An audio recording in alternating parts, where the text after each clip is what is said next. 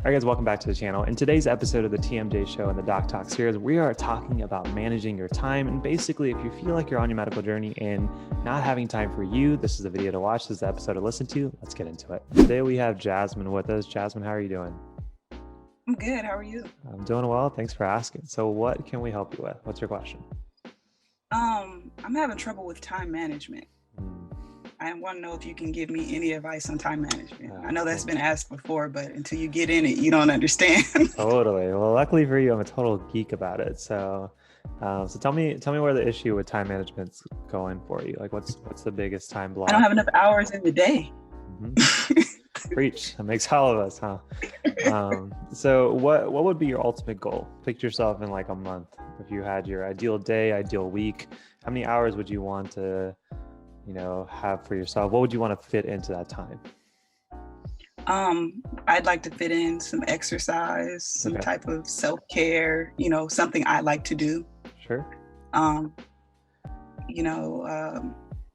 be out, I've been inside for a very long time.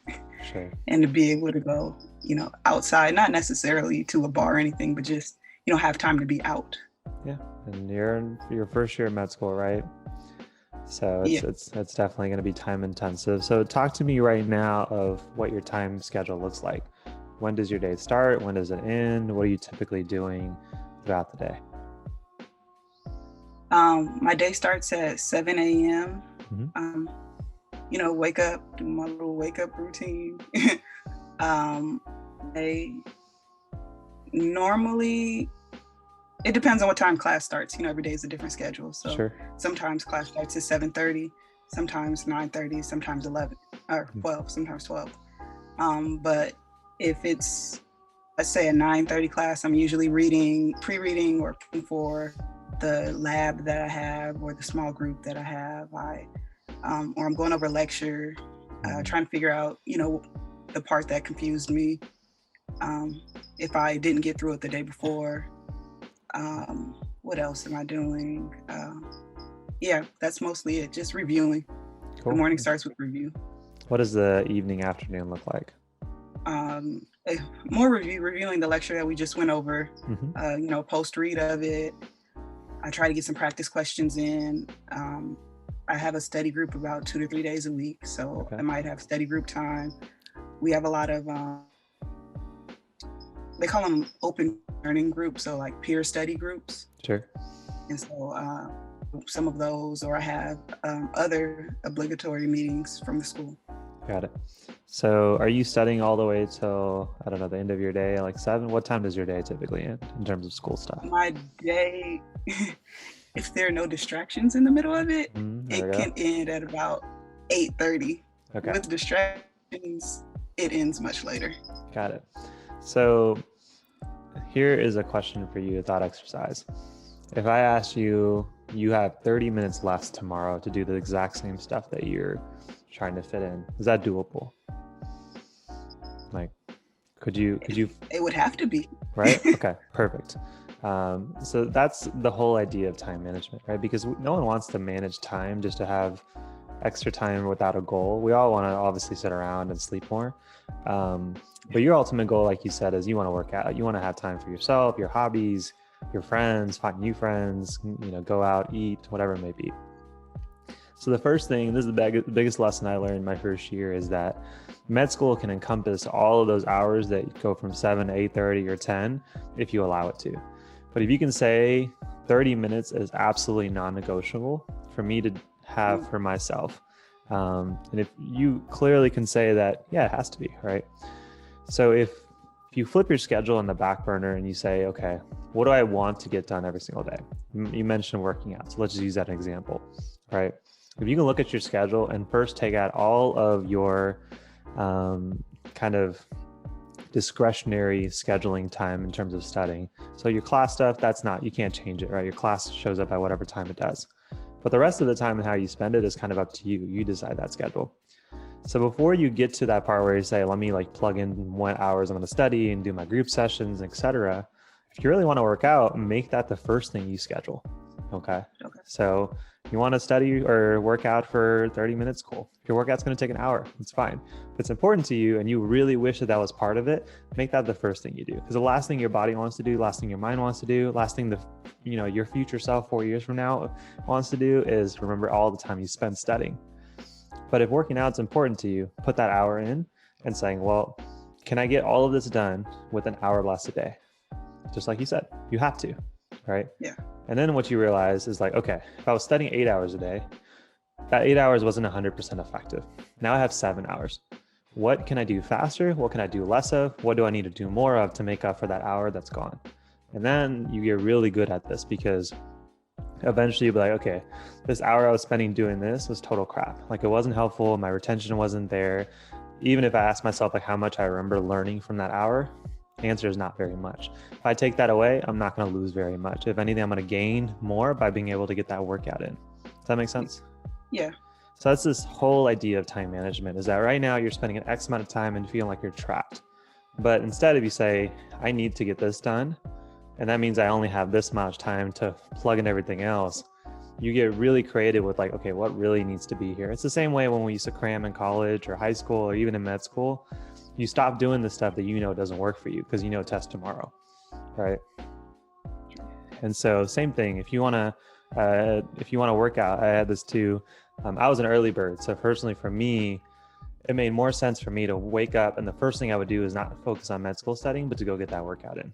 And so an hour, whatever time I woke up, whether it be like 5 or 6 or 7, first thing was to go to the gym every day from 7 or 8 or 6 to 7. And that meant I couldn't study during that time, but that was worth it for me because I knew that less hour that I was spending studying would make me more efficient in what I was using that time for.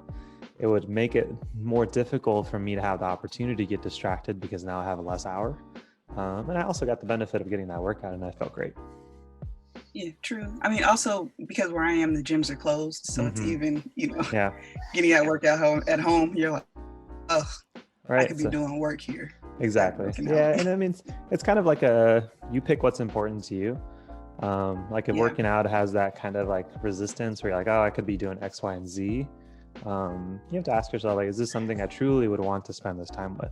Like I would love to read more, but if I ask myself, oh, would I want to read for 30 minutes or like spend time with my wife, my puppy, or like do stuff for them, do Journey, or like go get a workout in, all of those things fall higher priority than like reading a book. So I'm not going to go out of my way to fit 30 minutes of reading because that's like not correlative to my list of priorities. But if working out at home is important, then that should be it. This is important. Like, sure, I could study, but how much more value would I get out of 30 minutes of extra studying versus an at-home workout? All right. So it's about you now. It's about you in a week. It's about you in the future. And you want to pick what kind of habits you pick. Because first year med school is tough. Absolutely. Second year med school is tough. Same way. Third year med school gets busier because you're now in the hospital, right? And you have less time to study, but they're still expecting you to note stuff for the shelves and exams. Then you go into residency. So you want to build the right habits of saying, these things are important to me. I'm going to build the habits now where there's still parts of my life, if they truly are important. That way, when I get busier, I'm not looking back and saying, oh man, I had so much free time back then. It doesn't feel like it now.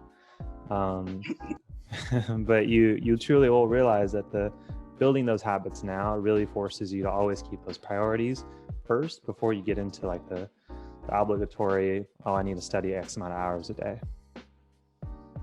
All right, guys, hopefully you guys are enjoying this conversation about time management with Jasmine. Now, if you're watching this on YouTube and you're enjoying this, go ahead and support this video by hitting that thumbs up button down below. Truly appreciate it, but let's get back to the video. I enjoyed doing this visually. Like do you use Google Calendar like a planner for your week, or what do you do?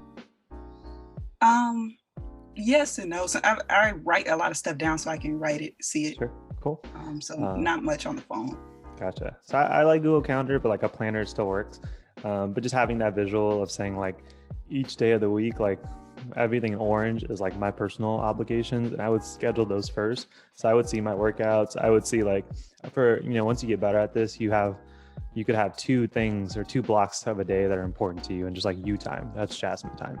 So for me, it was my workout in the morning, and then I knew Tuesday nights my favorite TV show would come out. I don't even feel guilty about watching my TV show. I just need to make sure that time is there. So then everything else I just have to be more effective on. Sundays I would completely block off. If there was a basketball game on a specific day, I'd block it off and then adjust accordingly. But then I could look at my schedule and say, there's a part of me in my schedule every single day, and I'm not losing my part of me because med school is also a part of it, Yeah, makes complete sense. Yeah. So having that visual representation really keeps you accountable, because if you start saying week after week where it's like med school filling up your schedule and you're like, where the hell is any part of what I want to do, then you gotta take a step back. Okay. Yeah. Is that helpful? Yes, very much so. So, and it's a tinkering game. I feel like I'm losing myself, and that's not what I want to do. And unfortunately, right, like that's the part, is that it's not uncommon to have that feeling. It's just, but you do have to make it a priority, because it feels like, especially most of us don't start as like an amazing A student when we start in med school, or we don't always get the grades, the retention. We feel like we can always do better. Most of us struggle at some component. So that's why we prioritize first, and we should.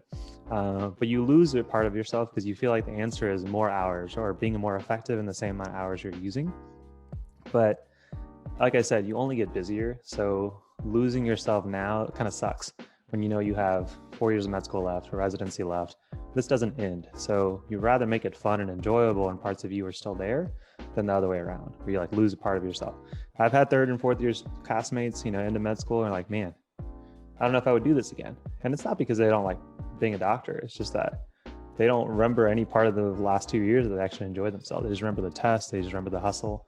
And that's gonna be part of it. But if you can truly find the opportunities to like still have you be a part of you these 4 years, that's when it's really becomes fun. Yeah. So, and it's a tinkering thing too, right? So you may find like, perfect, I was able to get a workout in 3 times this week, and that was my goal. Now, I also realized that my studying was a little inefficient when I look back at it, because I'm studying less every day than I was, a month ago. So then you can ask yourself, what am I doing now in my studying or my classwork or my group lectures, whatever you're doing, what can be taken out immediately because they're not helping me? What can be sped up? What can I spend more time to do because this strategy is more efficient than this strategy? And then you go from like, oh, I'm studying 8 hours a day. Now let's bring it down to 7. Mentally, how would I bring it down to 7.5? How would I bring it down to 7.5 to 7? You start quizzing yourself essentially, like, what really matters for me to get the grade and retention that I want? And eventually you're like, man, if the test was tomorrow, this is exactly what I would do. I wouldn't spend 8 hours doing all of this. I would spend 5 hours doing just this 1 or 2 things. And then you really get to evaluate your study day and saying, all of this is just fluff. Like, I should only be doing this because for me, this is what works. And then you find so much more free time. That's when you find free time to take a nap, go for a workout, go to the bars, whatever it may be for you. Okay. Yeah, so it's a process. But the first part of it is just committing that your personal priorities are going to be a part of it from the very start. Okay. Cool. Is that helpful? Thank you. Yeah. Very much so. Awesome. Do you have any other questions? Just like a little side note, what was your best method for studying for anatomy? Are you studying for practicals or are you studying for the lecture? I'm assuming both, but yeah, both. Yeah. More so the lecture right now. Practicals come at the end. Sure. So anatomy, I feel like, is one of those classes that's like a 2-tiered learning process. So the first part is obviously know what in the world you're looking at or what those structures are. And the second part is getting that second order knowledge in, right? Like, what happens if this gets affected, or if like you have an injury here, what's going to happen, or how is this related to this, right? Like, those are second order questions. So essentially what I would do, I recommend people do, is to get that first phase done where you can really get decent at identifying structures. So maybe create a list. Excel sheets are great for this, of all the things that you need to know for that upcoming lab exam, upcoming lecture exam. So the first part, again, is knowing structures and how they're related to each other. Second pass is, okay, can I answer second order questions to this? And you'll know what those mean, because as you go through the lecture, you'll hear your lecturer say, oh, injury to this would cause this kind of palsy, or these 4 muscles are a part of like your rotator cuff. Those kinds of patterns, you'll say, okay, like these are second order questions that I need to do. So my approach to anatomy is to get that first pass in, because you can't really start doing second order questions in anatomy until you kind of get a good grasp on the basics of that first. Like, can I identify it? Do I know what I'm talking about? Do I know where it is in the body roughly? And there's plenty of tools on YouTube.